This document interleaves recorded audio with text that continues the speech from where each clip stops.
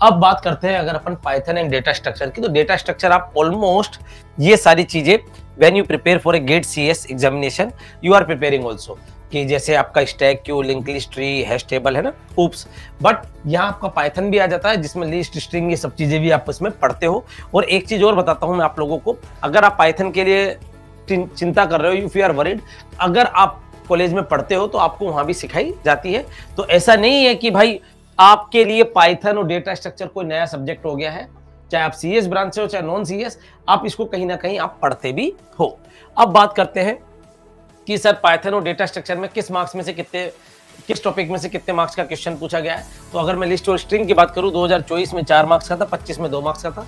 Link list में अभी तक क्वेश्चन नहीं आया। स्टैक एंड क्यू में 2-2 मार्क्स के क्वेश्चन आए। हैश टेबल में 2024 में 4 मार्क्स का क्वेश्चन आया हुआ है और 2025 में 2 मार्क्स का क्वेश्चन आया हुआ है। ट्री की बात करूं तो 2024 में भी 2 मार्क्स का और 2025 में भी 2 मार्क्स का क्वेश्चन आया हुआ है। और उप्स की बात करूं तो दोनों में ही 2024 और 2025 में 2-2 मार्क्स का क्वेश्चन आया हुआ है। तो कुल मिला के ये सब्जेक्ट आपके लिए एक इंपॉर्टेंट सब्जेक्ट हो सकता है और आप इसको इजीली प्रिपेयर भी कर सकते हैं।